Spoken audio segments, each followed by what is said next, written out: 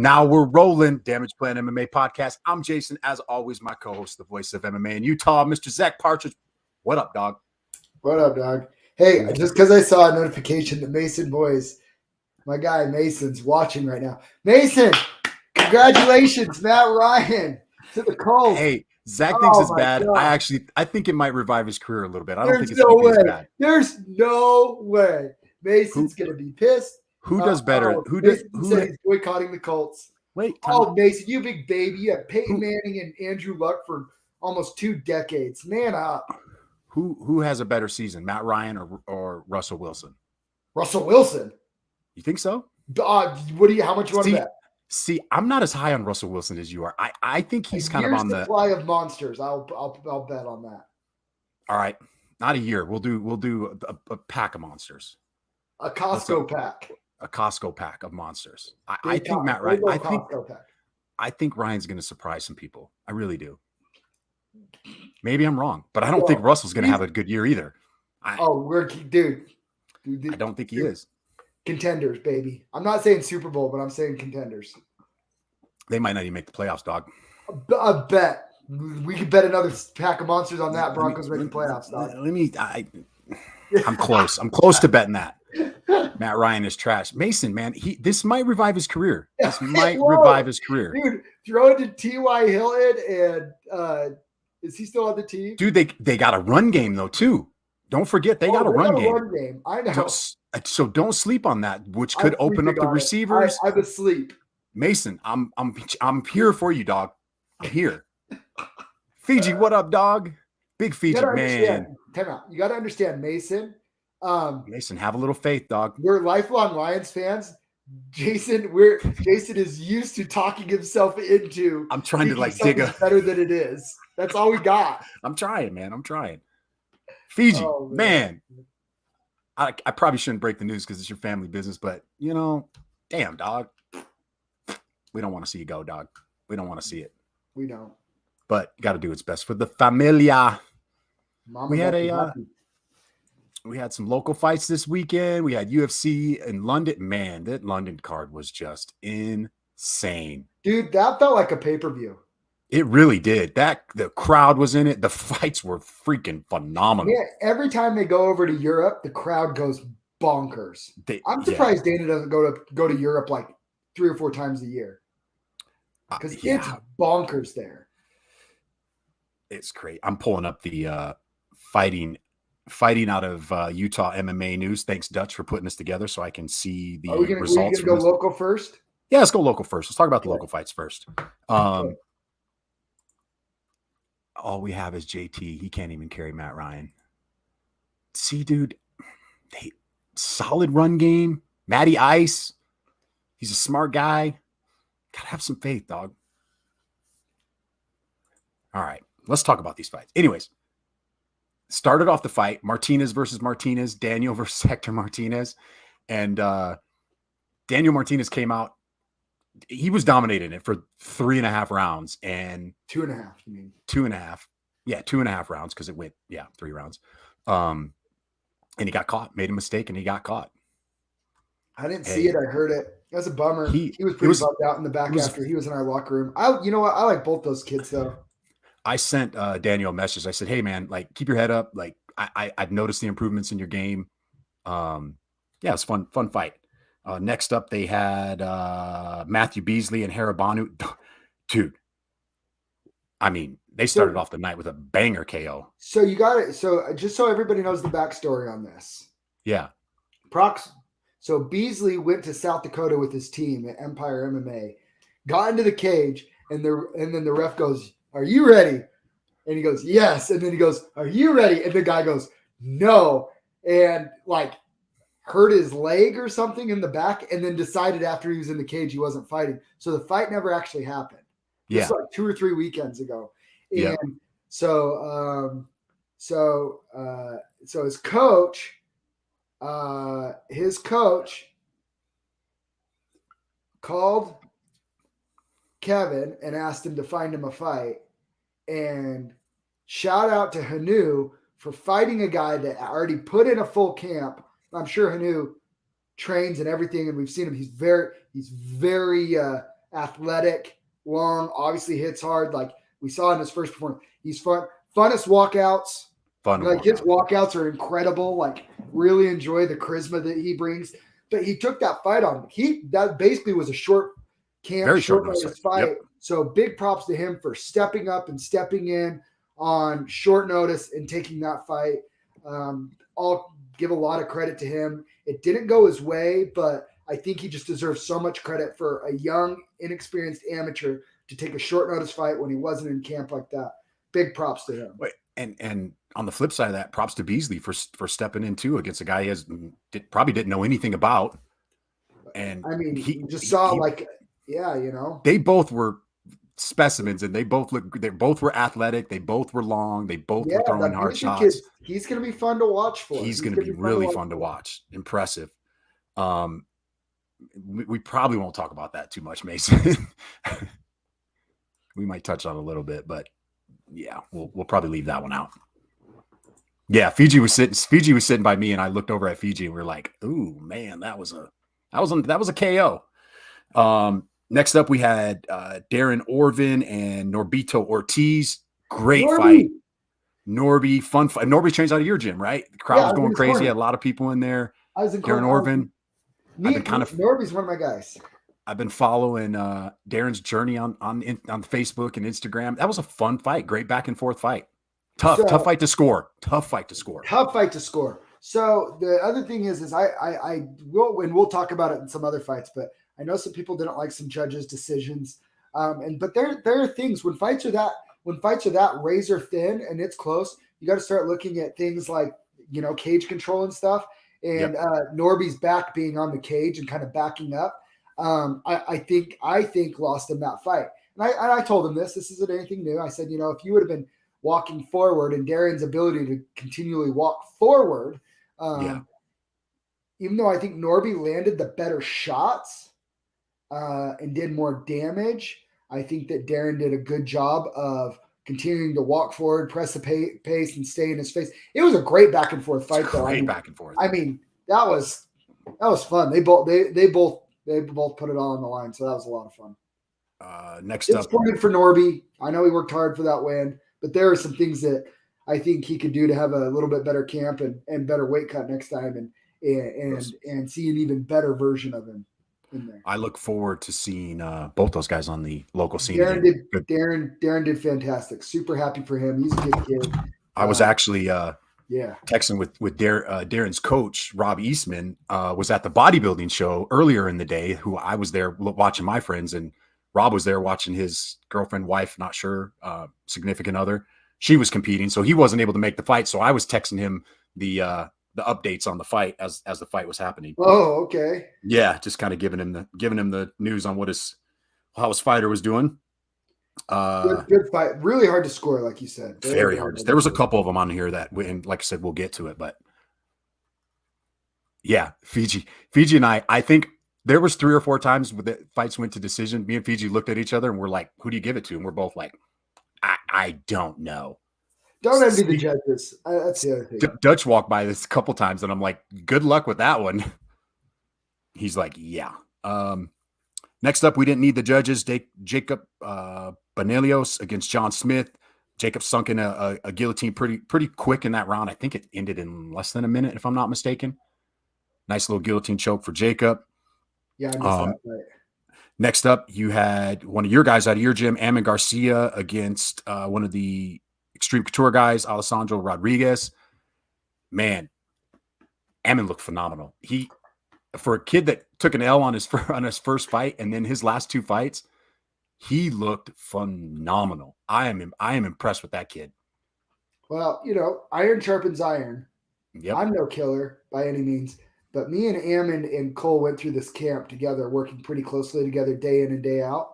And he's leveled up so much. And the thing that I love about Ammon is he's a guy that I used to catch him with a certain punch. And I'm not gonna say anything, obviously but I used to catch him with a certain punch all the time. Yeah. And I told him why. And I told him because he does something in his defense that leaves it open. So I wait for him to I throw feints and I wait for him to do it, and then I throw it and it would land. And as soon as I told him it, I haven't landed it since. very very high fight IQ. And I just don't think that gets talked about enough. But that I feel like the level of MMA is evolved so much lately that Yeah. a lot of these guys are coming in with high level skills. Now it's the guys that are excelling are the ones with the fight IQ. Yep. And I think that there was some. I mean, Ammon literally had almost a flawless performance in that fight. I would agree. He was in complete control the whole time. But then there were still things that we talked about after that he can improve upon. And the thing I love about Ammon is we talked about it. We'll talk about it with our other the coaches at the gym, and he will make those adjustments. I would bet a large amount of money that he will not just win his next fight, but in devastating fashion. And props to him for fighting through some adversity after taking an L on his first fight and he got clipped basically on his first fight by Janau.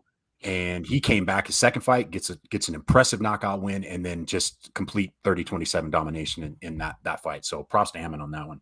Yeah, and that showed that his knockout win, there was no fluky, none of that. You know, like his skills are, dude. I'm telling you, he will be a still fist 155-pound champion at some point. Yeah, impressive. Next up, probably my fight of the night. Spencer Hansa and Russell Souza went at it. Split decision. Has Hansa been in a boring fight? No, and Hansa. I don't think Hansa has either because they were throwing everything but the kitchen sink at each other, and it was a tough fight to score. Split decision. I didn't have an answer for it. I thought maybe Hansa was landing the cleaner shots, and I talked to one of the judges, and it's like after I think it was the second round.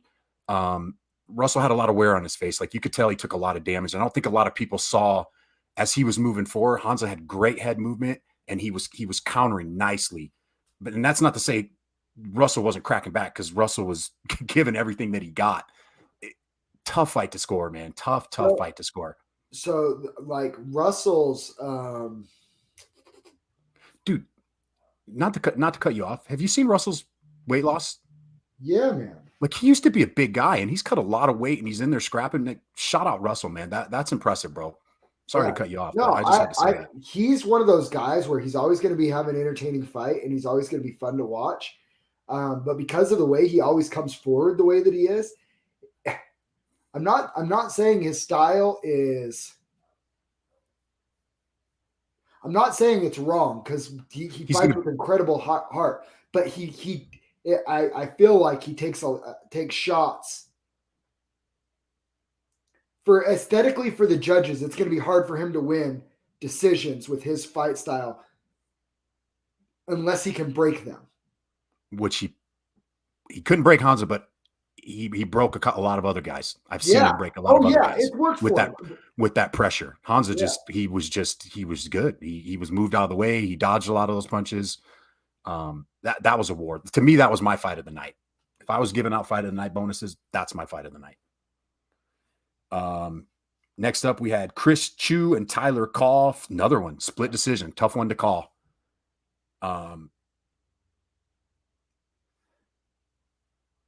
What did we have after that one? We had Aaron Jennings defeated Brandon Lemmings. Brandon, I know you're probably going to hear this. He knows what mistakes he made in there in that cage, but and I hope he corrects it because I saw some improvements in his game. He says he's done. Oh, did he say he's done? Yeah. Damn, I could see some improvements, and look, Aaron capitalized.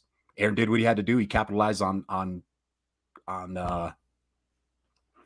Brandon dropping his hands like that and getting a little cocky, and he paid for it. And he knew he did. He said he messed up. Hated to see him losing like that. Yeah, he did. He owned it. Here's the other thing. Here's the thing that people you have to understand. With fighters, we're all on our own journey. Yep. If he wants to do something that other people think isn't smart or whatever, and he has this thing where he likes to give every fighter one free shot. Yeah. I wouldn't do it. Yeah. But if he wants to do it, and he's the one that has to live with the consequences either way.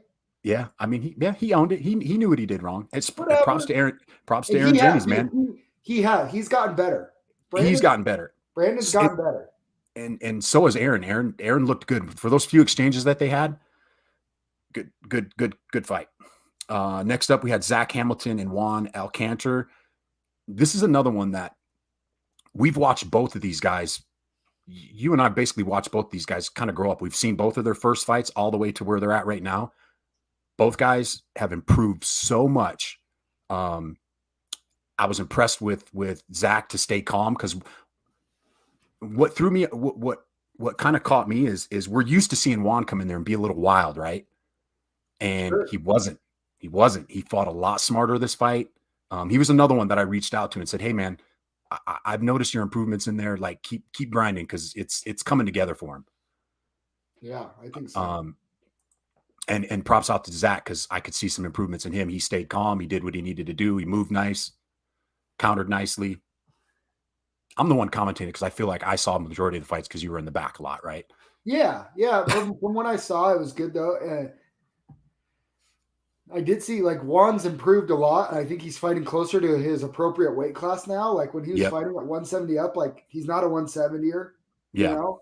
And I think you see as you fight tougher guys. Let's put it this way: I think a lot of people thought that was going to be an easier fight for Zack. Than it was. Yeah. Yep. Guy that, coming off of his first loss for a belt, previously undefeated, and fighting a guy like Juan, that was a very close competitive fight. So very close competitive fight. Good fight. It's fun watching these guys progress through the ranks and get better. Absolutely. It really is. A little bit of bad blood leading up to this fight, but I'm glad to see these guys kind of squashed it after. Dustin Crawford and Kevin Allred. Yeah, they hugged it out. I don't know what happened after, but it seemed like they shook hands and squashed it afterwards. It was gonna be one of the. I thought it was gonna be one of those Colby and Jorge when Joe Rogan's like, I hope they hug after. Yeah, no, they did. I think they squashed it. It sounded like after we interviewed both of them that it may have been a little bit of misunderstanding between the two, but anyways, it's all good. Dustin got the win. Looks like I rewatched that and it looked like he landed a solid knee that hurt the body. Kevin. Yeah, and then he just followed up with the strikes and ended it. I talked to Kevin after. I just think it's super awesome that he even got back into the cage after being away for that long. Yeah. And people could say whatever they want, but like I thought that was very commendable. I thought that was cool. Yeah, both guys. Nice. Next up, we had Eric Munoz and Andy Witt. Eric locked in the head and arm choke in the third round, which I believe he had it in the second round too and didn't end up finishing it. And he corrected some things and ended up finishing it. Yeah, that's kind of his move too. Yeah, it is. Good at that. He's tough. Eric is just one of those guys that just tough as nails. And everybody's been saying a lot of stuff. He's on a 6-fight losing streak, saying whatever, and he's just keep grinding. Now he's on a 2-fight win streak. Eric is in my if there's a bar fight, he's one of my guys. He's in your corner. He's one of my picks, man. Oh, he's just a tough guy, man. Oh yeah, and a nice guy too. You wouldn't know it talking to the guy because he's super nice. Yeah, dude, he was so nice. He was the first one to ever do an IV for me after one of my weigh-ins, and he was actually so nice that like I didn't even know he was a fighter or anything. Like I just thought he was a nurse. Yeah. Same, yeah. And he's like, yeah, I used to fight and this and that. And like we talk, it's good. Do you want to finish these fights, or you want to talk about this right now? Fiji talked about. We'll finish these two, Fiji, and we'll touch on that. Next up, we had the co-main event: Montel Williams and Nino Janau.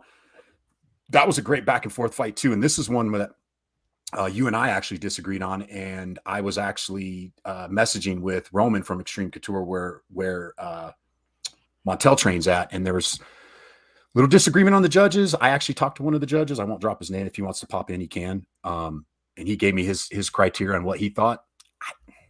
It was a close fight, man. It was a super close fight. See, it was close, but I actually didn't think that the judge. I thought Nino won, and I actually didn't think it was that. I didn't think it was that close. I really wasn't even.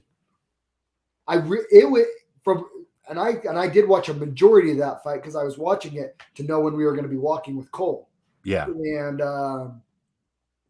And from what I saw, what I felt was like 80 to 90% of the fight, I was actually stunned that Nino didn't get his hand raised. Well, I thought it was 1-1 going into the third, and one of the judges that I talked to felt the same way. And I'll kind of give you the breakdown of our conversation. It basically came down to the third. Nino spent the majority of the round defending the takedown against the fence. In the judging criteria, it states no scoring is given for defensive maneuvers. Correct. So that's kind of why you saw Williams get that nod in the third round. So does that mean you get credit for attempted takedowns that you can't get? Well, it's more cage control at that point, isn't it?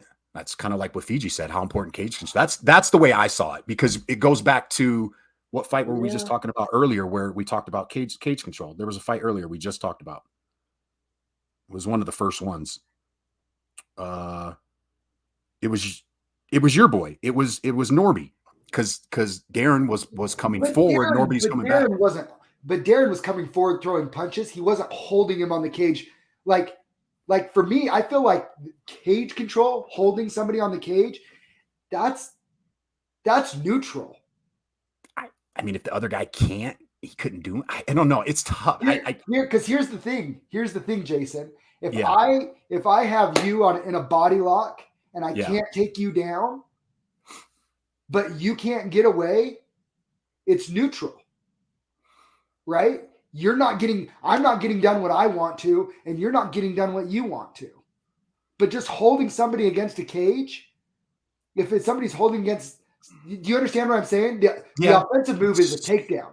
So maybe the ref should have stepped in a little bit quicker, maybe separated him. Maybe. I did feel like and this is no knock on the ref, because I know he had a long night. He was there by himself. Oh gosh, yeah. Not taking anything away from him, but Tyler's great. I think Tyler's phenomenal. He's phenomenal ref, and maybe let him go a little bit too long against the cage. Maybe you separate, because he did separate him, but there was only like 10 seconds left in the round. Yeah. But I mean, maybe I'm wrong on this, and Dutch could. And if nothing else is happening, it does count. There you go. Okay, so that's the criteria. So that's what I try to explain to people. He's controlling where the fight takes place, is what he said. Not fight is what he meant. Yeah. So this is where I would say I think the judges, and this is what I try to explain to people, because if they're like, I don't agree with this. Well, what do you value? Because what you value and what you think is winning or losing a fight might be different than the judging criteria. And here's the other thing.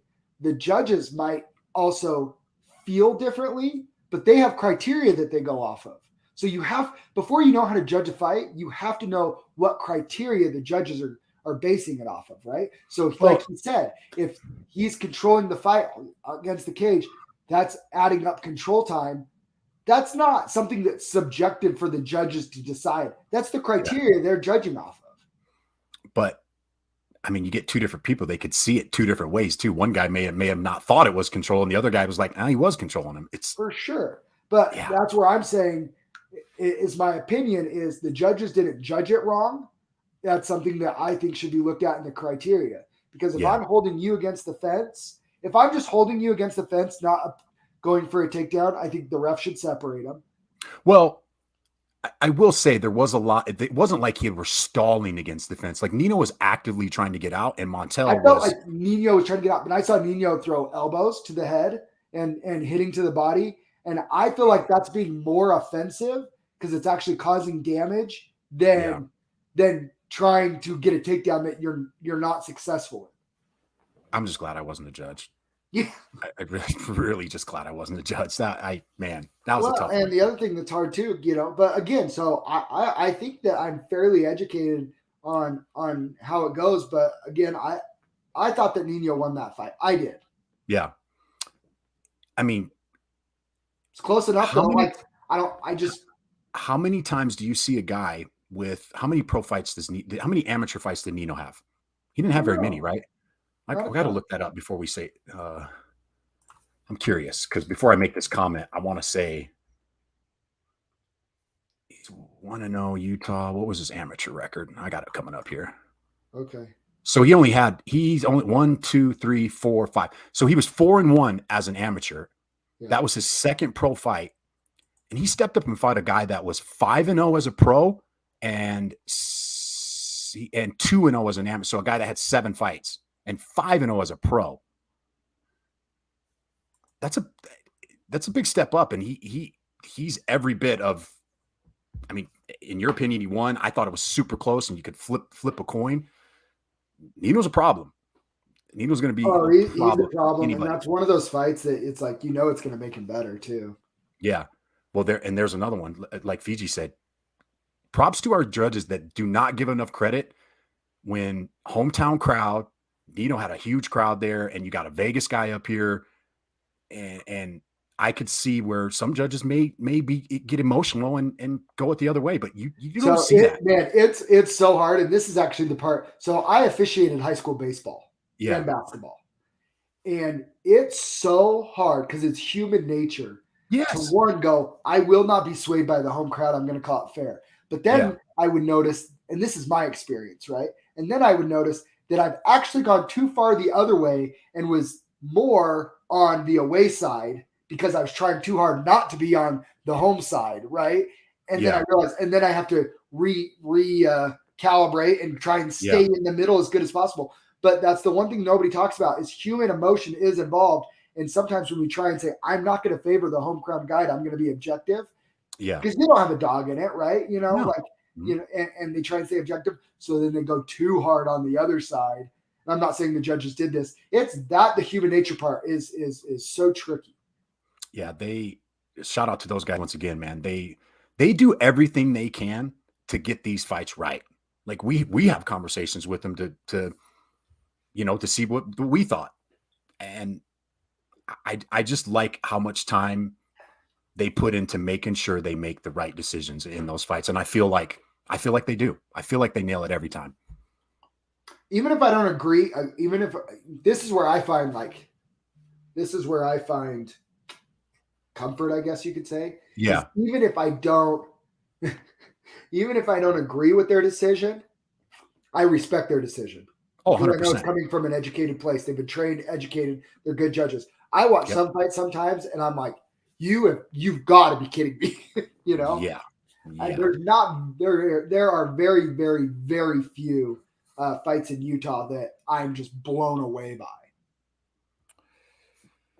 All right. Disagreeing and stuff like I don't feel like there's a ton of robberies in Utah. I don't think so at all. In fact, I think and I can't remember who it was, but somebody had mentioned it to me, and I don't know if you were involved in the conversation. They're like, am I going to have to worry about like a bad decision, like in coming from out of state? And I'm like, actually, no, you're not. Like maybe it was somebody we had on the podcast. I can't remember the name, but yeah, it's not something you're going to have to worry about. If you're coming in from out of state, you're not going to have to worry about getting screwed because of bad judging. Yeah. Yeah. We have good judges here.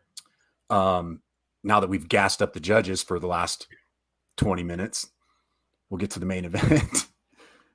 Cole Faust and Isaiah Diggs, great fight, competitive fight. Isaiah came in, did his thing. What'd you think?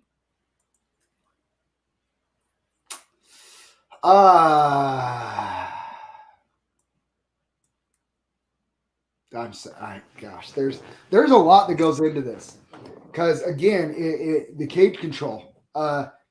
If you go watch, I rewatched the fight. I know Cole has. I texted with him. He's fine. Like if anything, again, I've seen it sometimes about like haters or whatever. Like whoever hates this kid, what's up, Kendrick? Whoever hates this kid, go screw yourself. How about that? He's the best. And just because he finally lost and finally found somebody that could give him a fight and go the distance, he's the best. Go look at his Instagram. Here, it's a video of him walking out going, I love life. Yeah. He posts right after it. No success is final. No failure is fatal. Yep. Is the one thing that I feel like nobody talks about, and it drives me crazy. And maybe I need to relax on this because I get to see it pretty much day in and day out and talk with him. You know what sets him apart more than anything?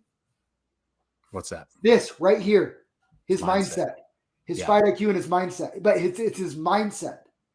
And yeah, if you don't like the kid, go screw yourself because he's the best. He's literally one of the best human beings I've ever come across in any walk of life. Not just MMA, any walk of life.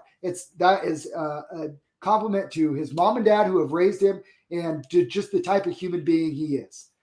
I mean, for a kid to walk into that situation and listen, I say it was tough, man. He was strong. You could see how physically strong he was, and Cole was. It wasn't like Cole he didn't get dominated. Round, It costed him. Like Cole's stand up was the kid. Isaiah didn't want anything to do with the stand up because he was getting caught in the stand up. It was yeah. So and I will comment a little bit more on this. The one that's the thing that drove me the most nuts. And hey, good for Isaiah. Come in out of town. Like I think that's probably one of the more funner but harder things to do in sports, especially in MMA, is come and fight the hometown kid, right? Yeah. And he did that, and he performed very well, executed a game plan very well. But I'm biased. Everybody knows, like, I'm very close with Cole. I love him. Like, but I'm in Cole's corner, and Isaiah's had some fans like right over my shoulder screaming or whatever. And he was saying stuff, and he's like, and he kept saying the most ignorant things. Like, he doesn't want to fight you or whatever. Yeah. Cole, I hope it's not whatever, but Cole was talking to him while they were in the clinch. Yeah. And it was basically like, fight me. Yeah. Like, fight me. Like, come on. Like, let's fight. Let's bang. Let's fight. And they broke apart. And Cole hit him with a 1-2. That kid didn't let go of – Isaiah did not let go of Cole for another second. He wanted no part of that stand-up. No. And on the flip side of it, prop to Isaiah, because I could hear a little bit from Isaiah's corner of what they were telling to Cole, and it was like they were playing a video game. That he was executing it to it. I mean, that guy, you see it all the time with those wrestlers at that level, Cole being included in this. These guys, they execute, man. They come in there and they execute. But yeah, that was impressive. That was a good win, man. Good win for Isaiah, and I think I feel sorry for the next guy that Cole fights, because I do. And Fiji, you was a little adrenaline. I was so wrestlers suck. For real, wrestlers do suck. No, but they for real, like I was just, I mean, there are some things. And so here's the other thing, right? Like Nate Diaz mentality. Like, he lost on the scorecards, but I truly believe too, he lost Isaiah didn't want to fight him. He wanted to have a wrestling match with him, which can win on judges' scorecards. No, I'm not listening to me. I know what you're saying. Yeah. He won. But Cole does subscribe a little bit, and I think some people too, of like the Nate Diaz mentality of like, he didn't beat me. We just ran out of time. Right? I don't hate it. I don't hate it. There's nothing wrong with that mentality. I thought that Cole won 2 of the rounds. Not that it made a difference, right? Yeah. But I did think that there were 2 rounds in there that Cole won. I thought he won the first. Yeah. Well, when Isaiah went for the first takedown and Cole reversed it and took his back. Yeah. I thought that was a big moment in the round. And then the hip toss in the 5th, I thought, and Cole got the better of the exchanges. It was the only round that I thought Cole clearly lost was the one that he was on his back, even though he did not some nice damage off with those kicks, like off of his back too. Like, it was good. Like, it was good. It was a good experience for Cole. That's a great experience. He learned it. We talked about it, dude. I think he won all the striking exchanges. Yeah. I think he won a lot of the scrambles. The only thing that digs and where he won the fight was holding him on the cage. I was talking to one of his corner guys after because we had a little interaction before, a little friendly banter back and forth before. Uh-huh. And he's like, hey man, he's like, we did not know that kid had that much wrestling. Like, we did not expect him to be that tough. Like, they gave Cole all the props. They said, this is the toughest fight Isaiah's had. Like, nobody's given him that fight. And here's the other caveat. And there's no excuses here, but here's the other caveat. Isaiah's 25 years old. Yeah. Cole's still 20. Yeah. I'm just going to say this. If you want to kind of rank, I personally did not believe there was an amateur in the country that could take rounds from Cole.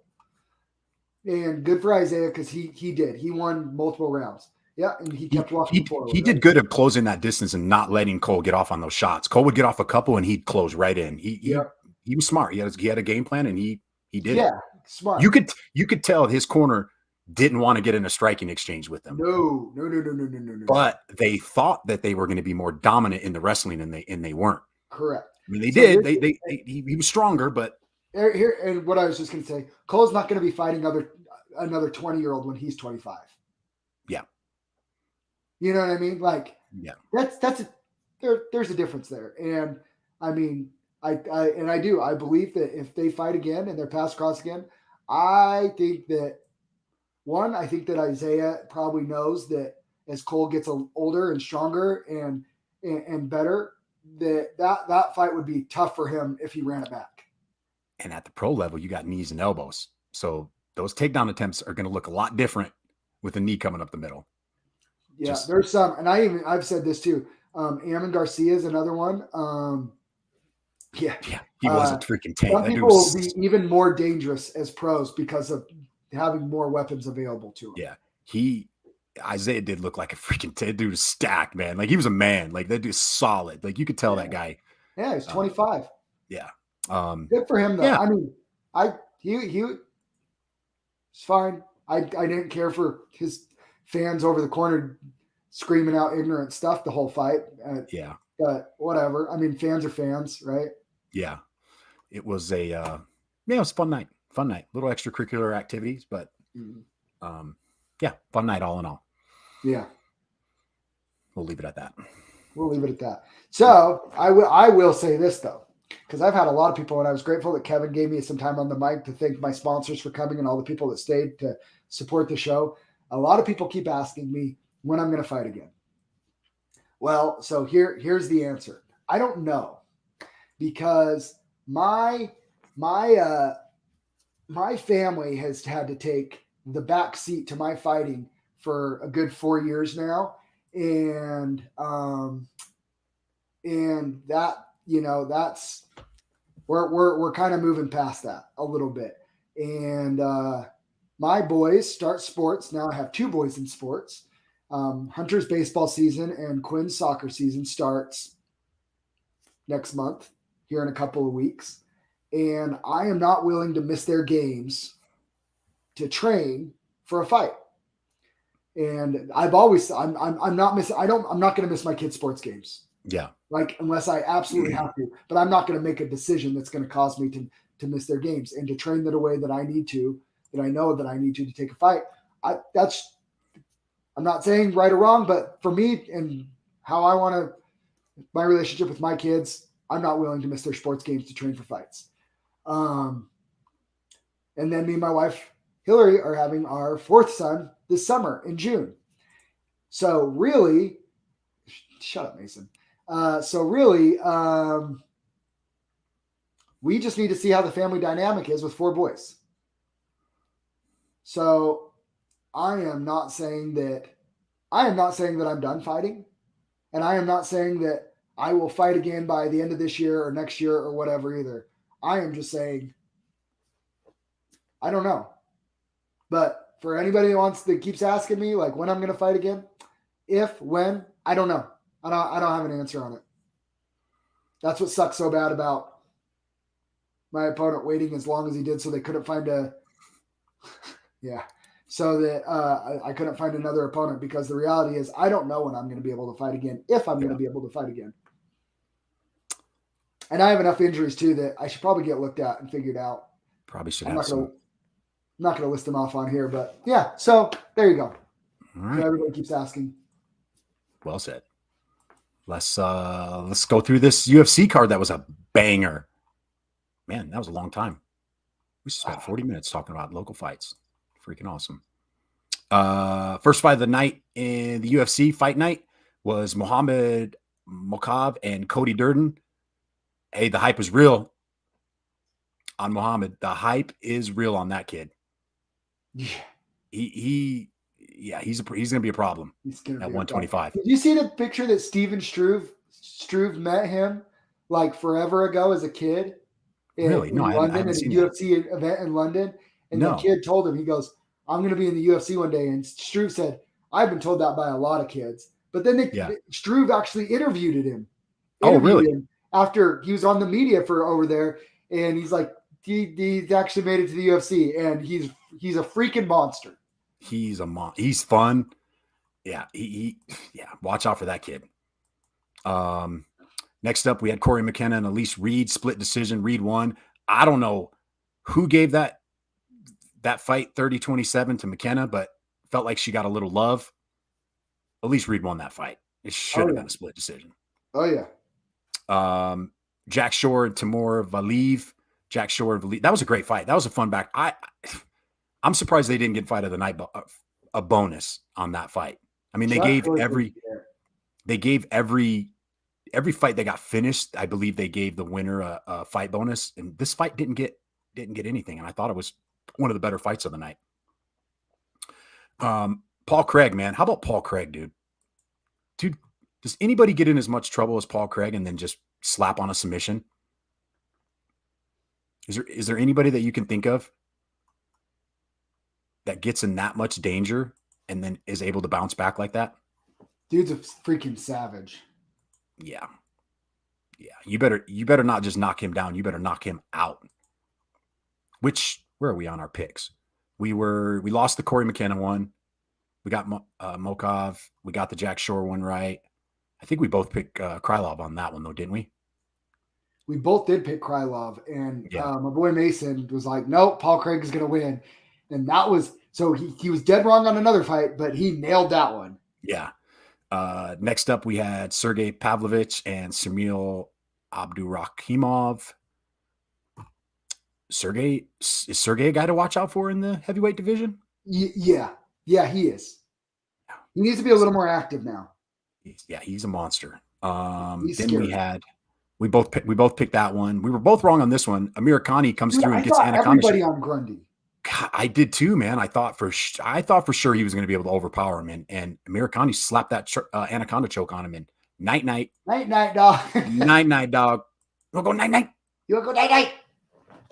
I was gonna say this was the knockout of the night until the fight after this, but up until this point, Ilya Topuria with the knockout of the night of Jai Herbert after getting dropped and stunned multiple times in that fight. Topuria is a problem. Fighting up a weight class. Topuria is a problem. And he said he wanted the blonde bitch after, and Patty did not want the smoke. He dodged that question and his post-fight interview and on the post-fight conference interviews. He didn't want that smoke. And I don't blame him. Which is crazy because Patty's going to be a lot bigger than him. So if you thought that was the fight of night or the knockout of the night, you probably should have stayed tuned because Molly McCain blew the roof off. I told you, dog. I was dead wrong on that one. I thought Carolina would I thought she was going to be better on the stand-up. I thought she would be able to stuff the takedowns. Poor Carolina. She got knee barred that turned into the giant meme last year. Yeah. And then gets the spinning back fist or elbow from. It was awesome seeing McCain as she had her arm tangled up, look to the side to the left, and then just throw that spinning elbow off to the. It was beautiful. That was beautiful. Gunnar Nelson, Takashi Sato. I'm not gonna lie, I didn't watch that fight all the way through. Gunnar Nelson pretty much just dominated the parts that I did see. We both picked that one. Patty Pimblett, Patty the Batty, and Rodrigo Vargas. Patty gets the submission, but not with the little adversity again. We keep saying he gets touched too much. It's gonna come back to bite him eventually. It's gonna come back to bite the kid. He's gonna get slept at some point. He's going to get slept. I don't know when it is. I don't know who it's going to be. I like the kid. He's fun, brings a lot of energy. But I just don't see how that style is going to pay off in the long run for that kid. Maybe we'll see. Did you see he didn't want to fight? Like Topuria's, he's at showing 15 on the UFC website. I got to think he might move up. He's still going to be in the top 15. Who? Topuria. Oh yeah, but that's at featherweight. He's in the featherweight. Topuria fought at lightweight this weekend. Does he stay at lightweight or does he stay? I think he's a better featherweight. What do you think about Patty talking about doing the Sean O'Malley route, saying I won't fight ranked guys until they pay me more? As a fan, I hate it, but as Why? a business owner, I respect his decision. I mean, as a fan, I want to see him. I want to see him to fight the best guys. As a fan, I want to see him in there I want to see him fight the Toporias. But on the flip side, I respect his decision. If they're not going to pay him to fight those guys, then don't fight him. I mean, your window is so short as an elite fighter. Your window is so short. Capitalize on it. Like these guys, some of these guys are starting to get smarter. I'm Patty, I'm going to keep fighting people that I know I can get win bonuses from. Yeah, why not? Until I get paid more. Yeah, I don't hate it. Sharukian. Tell me you wouldn't want to fight Patty the Batty and Sharukian. How bad you want to see that fight? Cool. You're going to pay me at least $200,000 to fight that dude. If he stays at lightweight, I think the move is stay at featherweight. Oh, for Topuria. For Topuria. Or for Patty. Yeah, Patty. Yeah. No, he doesn't want Sharukian. No. You know I don't even think he wants to fight that guy. I want at least 200,000. I mean, you got Diego Ferreira's 15, Brad Riddell's 14, Gamrot 13, Sharukian 12, Fiziev 11, Connor and Gregor Gillespie at 9. He's not ready for anybody in that top 15, in my opinion. Keep talking. Nobody in that top 15. But as a fan, I want to see him fight the best guys. But as a business owner, I get it. He's got to make those decisions. Let the kid make his money. Let him build his name a little bit more. I don't hate it. I just, there's some question marks from him. I did nail the Patty by submission though. I did bet that one. Next up, we had the co-main event, Arnold Allen and Dan Hooker. I flip-flop on this. I ended up picking Allen, and my pick was right because he pretty much just overwhelmed Hooker with punches and volume. And Hooker did drop him. Hooker did catch him and made him go to a knee, but just too much, too relentless. The question is now, what does Hooker do? I saw Dana White give him a lot of support and say that hey man, he's lost 4 of his last 5, but the guy came in, he made weight, he looked phenomenal. I don't think the weight cut was an issue for Hooker at all. That wasn't the reason he lost. He just lost to a better fighter. And Mason, to touch on what you said, I think he should fight Bobby Green. Hooker and Green. At 155? Yeah. Go back up to 155, fight Green. Or I saw somebody say Moicano made a tweet saying him and Green. Even give Hooker Moicano or those 3 guys. Let those 3 guys fight it out. What do you think? So this is what I'm worried about. I think that Poirier fight might have been one of those fights where Hooker will never be the same. He didn't look bad. No, he looks phenomenal. He just ran into a killer, man. Arnold's legit. But they're all killers. Where he's at, they're all killers. And he's not beating them. He's not beating the other killers. Yeah. What do you think? Who do you think? What do you think Hooker should do? I mean, if he stays at featherweight, I mean, he's still going to end up getting a killer. Him and Giga? How about that fight? I like that. Hooker and Giga? Yeah. Both coming off of losses? Yeah. Hey, sign me up. UFC. Let's go, Dana White. Matchmaker, baby. But I'm just saying, look at this. His losses are to Edson Barbosa. Yeah.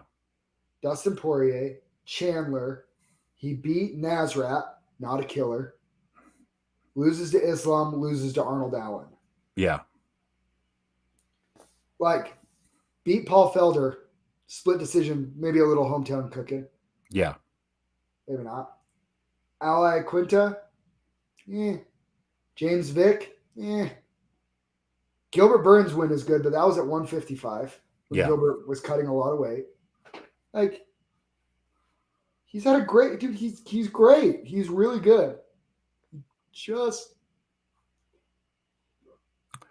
Where do you see Allen going from here next? Him and Calvin Cater. Does Cater have a dance partner right now? I don't think so. Because sign me all the way up for that. Cater or Yair Rodriguez? Or isn't Yair fighting Max? Oh, No, they fought. Who's Ortega? Yair fighting? Is he fighting Ortega? Ortega.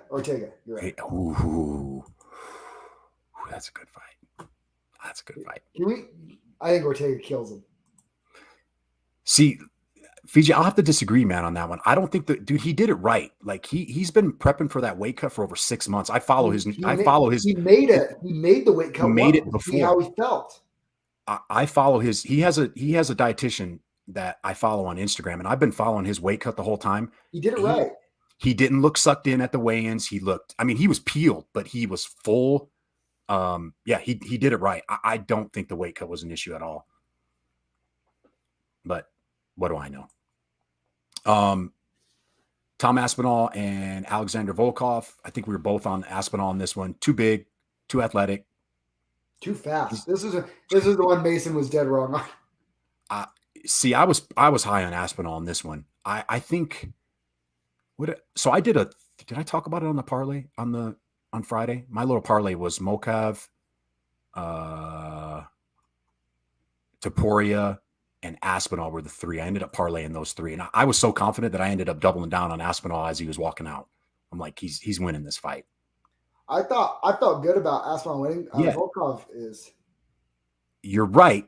But he didn't cut it that fast. He did it the right way. This wasn't a 8-week fight camp weight cut. This has been a 6+ months in the making, like fat loss process. Like he did it the right way. I just don't think that was an issue.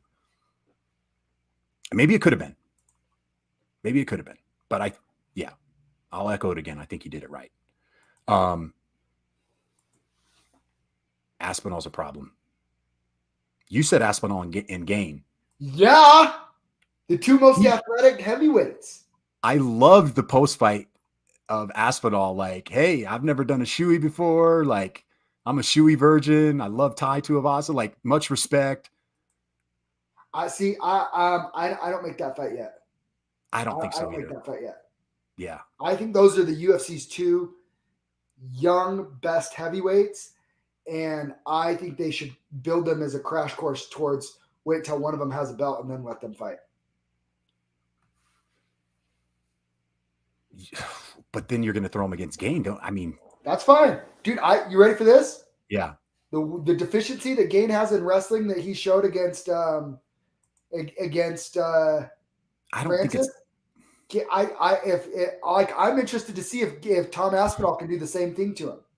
I'm not convinced he can. I think it's a good fight. I don't think that wrestling deficiency was that bad because he got up out of a lot of stuff. It wasn't until those later rounds that really made a difference, and a lot of that is Francis is just big and strong. I know, but that's what I want to see. I want to see if Gain is right there or if there are other guys, because Gain came up so fast. Yeah, and let's call it how it is. He kind of got favorable matchups for him. He didn't have to fight Curtis Blades. You ready for this? I think Aspinall beats him. I think he's the better prospect. I do too. I think he's better. I think he's the better overall winner. But Gain's a better striker. I think Gain has a little bit better. Yes. I'll agree with that. So that's what I'm interested to see is Aspinall's advantages in other places enough to overcome Gain's striking. It's interesting. It's fun. I think that's the fight to make. I like that, Fiji. Winner takes on Tuivasa Stipe winner. Or don't push Aspinall too fast and let him fight Rosenstruck next. Doesn't Rosenstruck he's fighting somebody else coming soon. Oh, I don't remember who it was now. I like that though, Fiji. I like that. Does Stipe fight Tuivasa? I thought they were talking about that might be Tuivasa said he wanted the fight. I kind of feel like it's going to be Stipe and John Jones. That's what I feel like is going to happen. What did we say on Saturday? Jones and Aspinall? Oh. Welcome to heavyweight, John Jones. I mean, you want to you want to you want to that's the thing, revisionist history. Remember, Gane was the monster that was unbeatable until Francis beat him.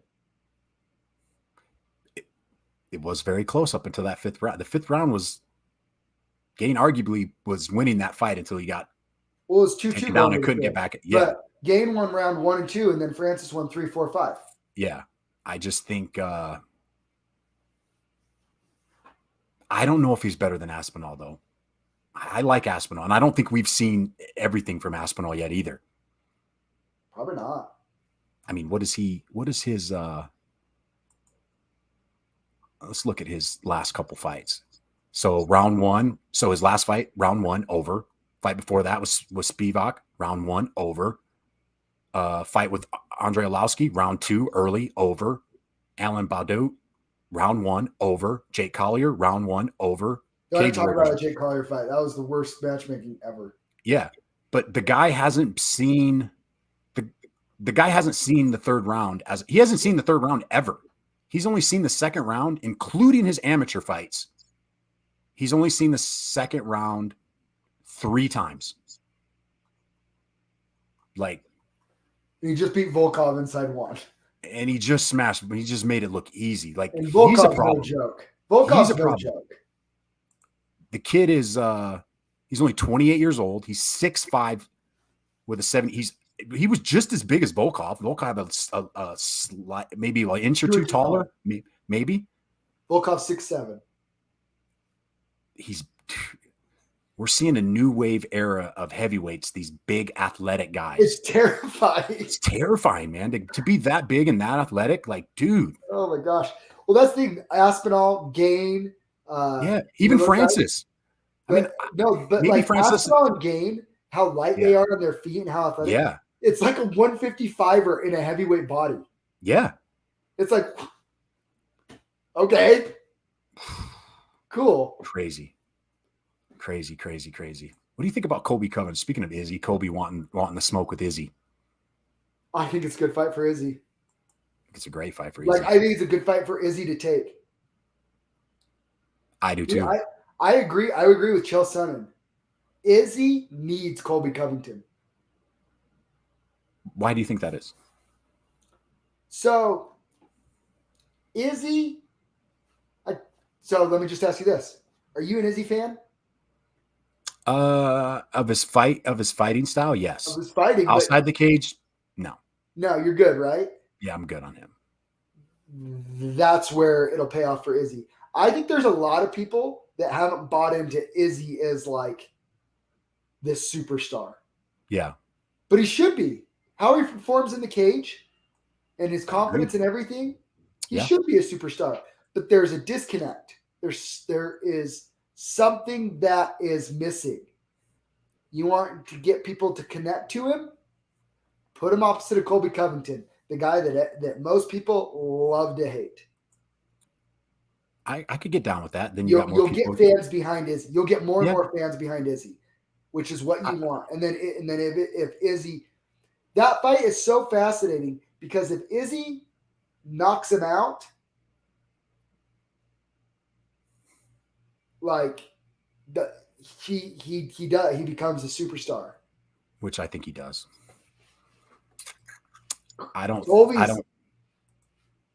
Izzy's disconnect equals anime. He's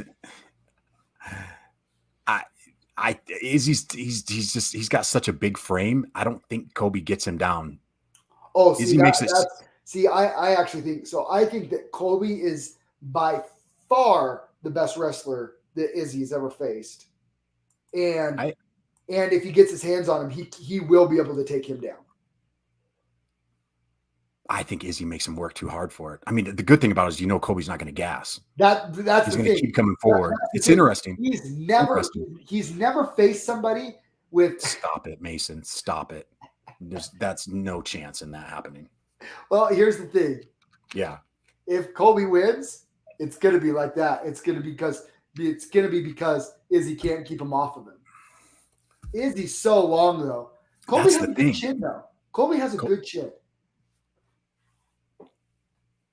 What about Have you seen on Twitter Sean Strickland and Paulo Costa going back and forth with each other? Have they? See, I don't think he's big enough, Fiji. Because he doesn't cut weight to get to 170. He doesn't really cut weight. And you got Izzy. The other nice thing is Izzy's not a big, I mean, he's not a big heavy middleweight either. He's not he doesn't cut a bunch of weight to make middleweight. No, he walks around like 195. He's still going to naturally have 10, 15, 20 pounds on him. 15? 10, 15. I mean, you got to figure maybe Colby bulks up a little bit and walks around at maybe comes in at low 180s. Yeah. Yeah, 10 pounds. Yeah, I agree with that. 10 pounds. Colby, they say on fight night. Colby walks under 180. Colby I would walks say under 180. On fight night, about a 10. Yeah, I think you're right. About a 10 to 15 pound difference, I think. 10 pound. I like that. Cardio. The way that Colby weaponizes cardio though, it does make for an interesting. It does make for an interesting fight. He'll have it, but if Colby can get inside there with his wrestling, that's a big if, though. Yeah, it's a big if. That's the other thing. Everybody keeps talking about, well, if you do what Jan did, Jan also had like 30 pounds on him. Colby will be relentless with it, though, too, and he won't stop. You know he won't stop for 5 rounds. Like, Izzy may stop it rounds 1, 2, 3, but you start getting in those deeper rounds, Colby's just keep shooting, keep making him work, keep making him defend. And that's the other thing. Colby's not even doing it necessarily to take you down. He's just doing it to get you tired in the first couple of rounds. Yeah. It doesn't matter on the ground. It doesn't, but he's got to get him there. I don't think it's that bad. I think he it's not that bad, but he'll never be able to make up the gap with an elite wrestler like Colby. Yeah. It's interesting. Colby gets inside on him. He's in trouble. I'm pretty sure he's been tagged like that. Usman freaking I don't know if Izzy can crack like Usman. Oh, that's a good Usman's jab is strong. Oof, it's crazy. But yeah, Paulo Costa and Sean Strickland chirping back and forth at each other. Strickland's like, dude, I tried to make the match. You won't do it. Any interest in that? I think Strickland just pieces him up. Oh, yeah. Yeah. Pieces him up. I don't even think it's close. Who do you want to see Strickland fight next? Paulo Costa. Just for the build-up? Yeah. See, I don't know. You get tagged a bunch of his cardio, go, it didn't against Usman. It's interesting. I could see both sides of it, Fiji. All right. What do we got this week? Oh, do you want to talk about cruiserweights? Oh, yeah. The cruiserweights. Yeah. So I like it, man. I love it. I would like everybody to refer back to our podcast probably 2 years ago at this point with Zack Cavender. Yes. Yes. When I was adamant that I think that the UFC and organizations should have a 225-pound division. Yeah. That gap of heavyweight is too big. And I, myself, would applaud Steelfist for making a cruiserweight fight for the Kendrick Wolf Tanner Hines fight. I don't love the weight class for Tanner, but that's the thing is, and everybody, I think people know too, I'm usually in Tanner's corner for all of his fights. Love Tanner. He doesn't have a particularly hard time making middleweight. He's he's a freak athlete too. But he just wants to fight. He just wants to fight. And Kendrick's down, so I think it's a fun fight. I said it. I hate when friends fight. Like Kendrick's cool. Tanner's one of my closest friends. Like freak, man. Like I don't, but you know, it's the game. Like we're kind of involved in the community a little bit. So, yeah, that's a good point too. So yeah, but I think that would be I would definitely encourage more promotions and you know, Steelfist did it and who knows, like maybe that can happen more, but I like a 225-pound division. I said it 2 years ago. I think there are legit heavyweights that 225 would suit them well. Stipe Miocic is one of them. Daniel Cormier would have been one of them. Daniel Cormier, you know, to fight people like whoever, who do you want to? Francis Ngannou. Yeah, I like it. I like it. And I actually think Tanner would probably fight at heavyweight if you let him. Oh, he for sure would.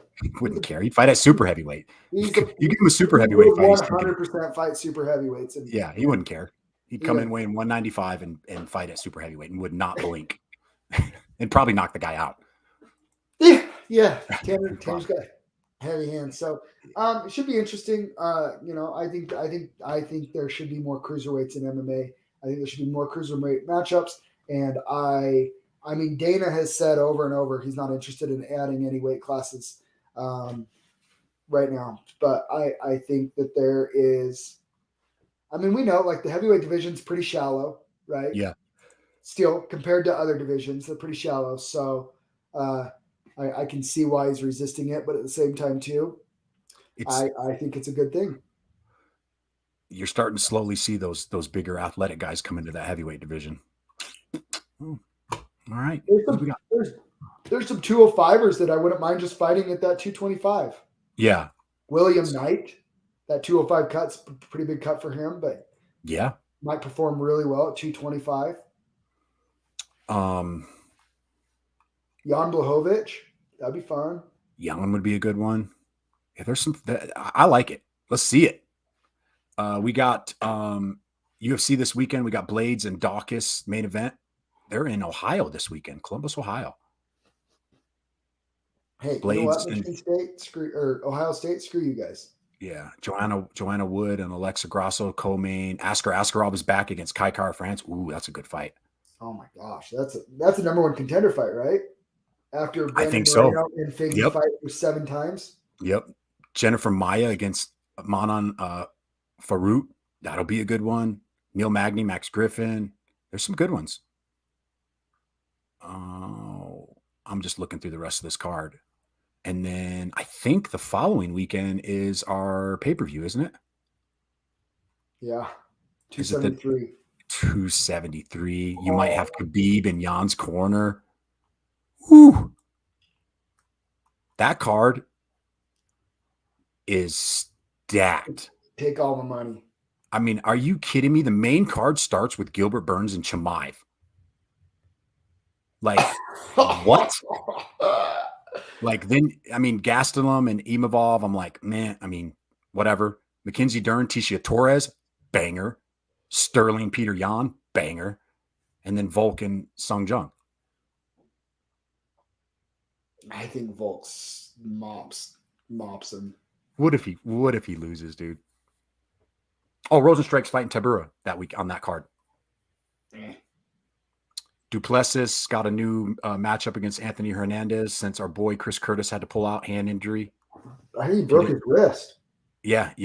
He Hey, speaking of injuries, where's your brace? I'm not wearing it. Dog, where's your brace? It's upstairs. Text the tree. Hey, I was icing it. I've been icing it. Look, text the tree. Wait. Look. No, I'm texting the tree. I'm icing it. I was icing it. I'll text the tree right now. It's a good eye. Damn it. Yeah, fun night of fights, man. Fun night of fights next weekend, next 2 weekends. Sweet. Did we cover everything today? We've been going for an hour and 10 minutes. Hey, Zach, we need to get with Dre, U92. Yeah, let's do it. We're gonna be on U92 again. Just letting you guys know. Oh, he just texted me, said we need to get it scheduled. Yeah. Tune in this Friday. We'll give you guys our breakdown, our best picks. We've been on a roll with our picks lately. Just letting you guys know. If you've been paying attention, we've been winning. Well, yeah. Zach's picks have been winning. I don't hate it. All right. We'll see you guys on Friday. Thank you. Appreciate you guys tuning in. We are out.